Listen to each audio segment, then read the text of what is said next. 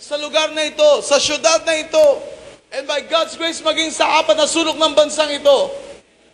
Amen. What else? No? Kung tatanungin niyo ko, Pastor, ano pang pangarap mo? Napakarami. That is the only one. No, isa lang yun sa pwede kong masabi. No, ang mga marami pa, isa. No, isa sa mga pangarap ko sa inyo, no, mismo kayo ay magamit ng Panginoon. Saan? Base sa inyong kapasidad. No, na isang araw, ang anumang mga cell groups na inyong pinanghahawakan, you know what? Ito ay ma-convert saan? Sa pagiging, what? Community church. Na kayo mismo, hindi na kayo kailangang ordinahan ng pagiging pastor, subalit kayo, alam nyo kung paano mag-function as a pastor. No? The only time na magtitipon tayo rito, ano yun? No? Why? It's because ito yung pagtitipon ng mga leaders, ng mga sons in the house. But kayo mismo, alam niyo na meron kayong mga hinahawakan ng mga kaluluwa na ipinagkatiwala ng Diyos sa inyo, na hinahayaan nyo na maapektuhan ang kanilang buhay. At ganun din, makaapekto rin ang kanilang buhay upang sa ganun mapabilis ang alin, ang ganap na transformasyon ng ating syudad, ng ating komunidad. Makita natin higit sa lahat ang alin, ang paghahari ni Kristo saan? Sa apat na sulok ng syudad na ito. Listen, saan nyo magsisimula? I remember, no, ang bayan ng Diyos ay nagsimula sa isang tao lamang. That's why wag nyo sa akin sabihin na hindi achievable ang pangarap. Amen. Kinailangan nga lang, you know what, nahubugin ng Diyos si Abraham for 25 years bago siya bigyan ng kanyang only begotten son. Kung iisipin nyo, hindi naman baog sino? Si Abraham. Sino may problema? Ang womb ni Sarah. Bakit ko nalaman? Meron siyang anak sa labas. Sino? Si Abraham. Ang pangalan ay? Si Ishmael. No? Pero kung tatanungin mo ko, bakit 25 years ang kinailangan na hintayin? It's because for 25 years, kinailangan na hubugin ng Diyos ang kanyang kaloob-looban. Did you get this? You want me to show it to you? This is bonus. Turn your Bible. In the book of Genesis.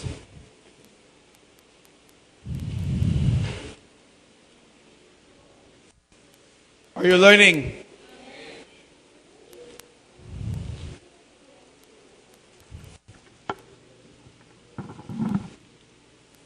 Look out.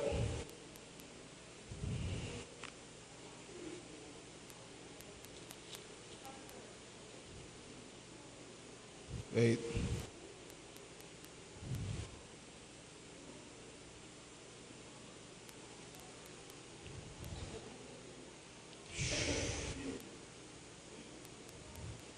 Chapter 18.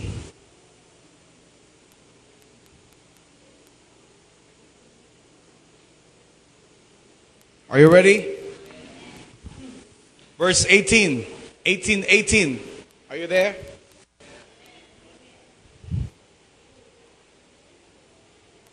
"17. The Lord said, shall I hide from Abraham what I am about to do? 18. Since Abraham will surely become a great and mighty nation, in him all the nations of the earth will be blessed. For I have chosen him so that he may command his children and his household after him to keep the way of the Lord by doing righteousness and justice, so that the Lord may bring upon Abraham what he has spoken about him." Now, ano yung sinasabi ko rito? Saan o ano yung sinasabi ko na kinailangan muna na ayusin ng Diyos ang kanyang kaloob-looban? Are you ready? Verse 18. Look out. Are you there? No? Last part. And in him, all the nations of the earth will be blessed. I will read it again. In him, all the nations of the earth will be blessed. In chapter 12,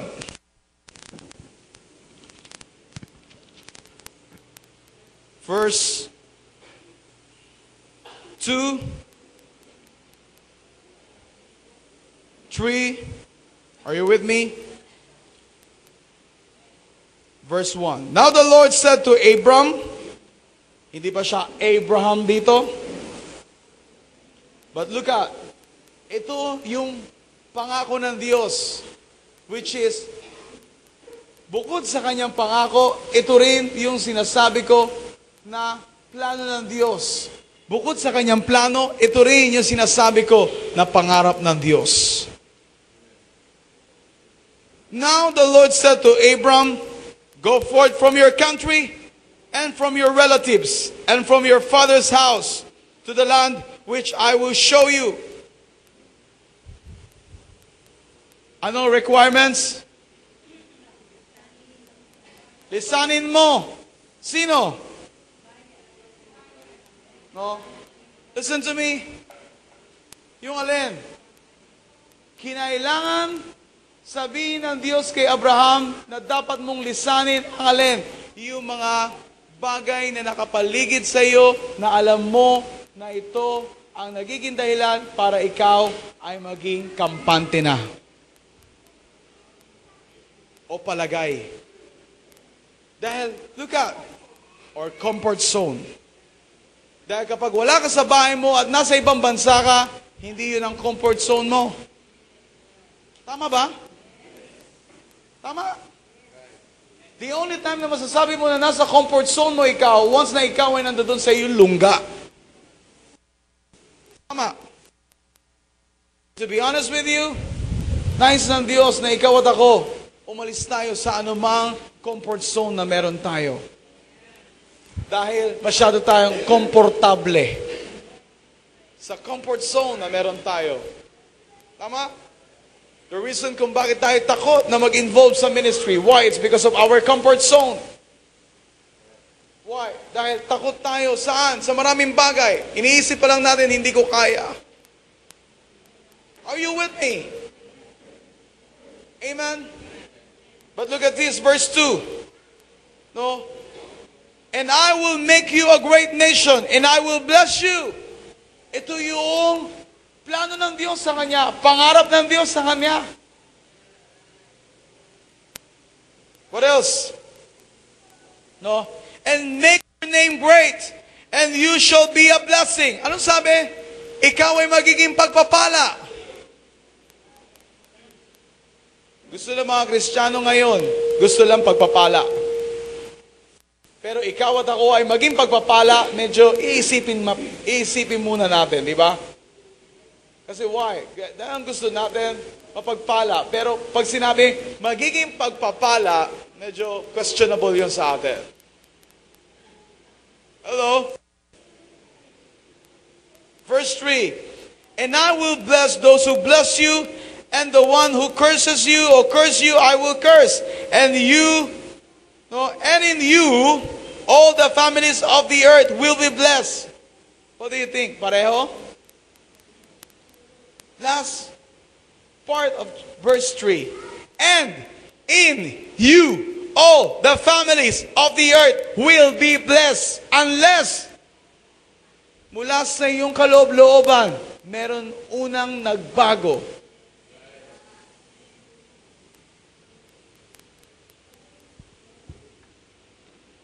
Last Friday, dito tapos.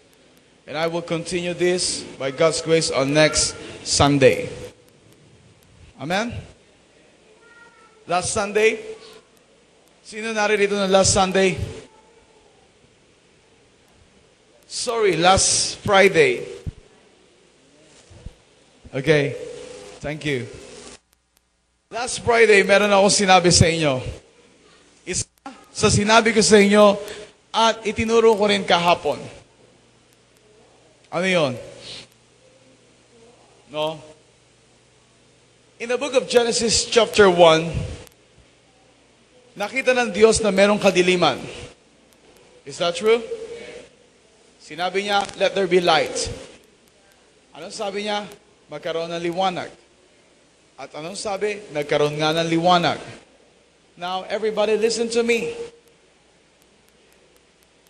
Hindi magkakaroon ng liwanag kung sa kanyang kaloob-looban walang liwanag. Gusto mo ba na mapagpala at gamitin ka ng Diyos bilang pagpapala sa iyong komunidad? Oh. Salamat sa tatlo. What about the rest? Ibig sabihin, hindi pa pwede kung gano'n ang usapan. Paano natin, ano yung hinihingi nyo? Lord, bless me para magamit mo ko as a channel of your blessing sa mga tao. Hindi ba totoo yun? Diba? Now look at Abraham. Sabi ko sa inyo kanina, isang tao ang pinagmulan ng kanyang bayan. Sino yun? Si Abraham. After Abraham, nagkaroon siya ng anak. Isaac. After Isaac, nagkaroon siya ng anak. Jacob. At mula kay Jacob, are you with me?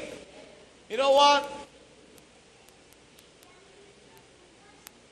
No, lumabas ang alin? Ang 12 tribe. Hello?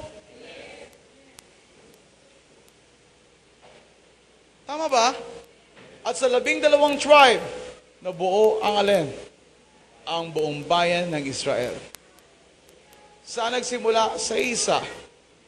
Pero yung isa, malaki ang kanyang responsibilidad. We are more than one here. That's why ganoon na lang ang aking paniniwala sa Diyos. Hindi ako nag-iisa. Tama ba? No? Kasama namin kayo. Tama ba? Mula sa inyo, no, dadaan ang pagpapala ng Diyos para sa syudad na ito. Tama ba? Mula sa inyo, pagpapalain ng Diyos ang syudad na ito. Tama ba? Mula sa inyo, no, magkakaroon ng totoong transformasyon sa syudad na ito at maging sa apat na sulok ng komunidad na ito. Tama ba? Now, ano ang susi? Mula sa iyong kaloob-looban. Are you with me? Ano ang dapat mangyari? Tignan mo kung ano yung meron ka. Ano yun?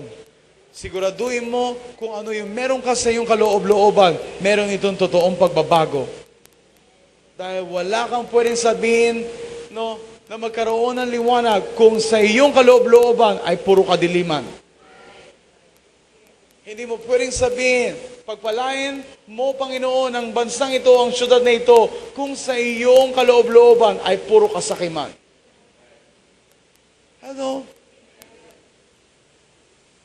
Tama ba?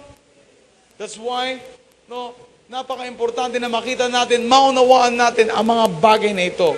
Kung gusto natin na meron totoong transformasyon, saan? Sa ating komunidad, sa ating syudad, siguraduhin mo na sa iyong kaloob-looban, merong buhay na tinanggap ka mula kay Kristo.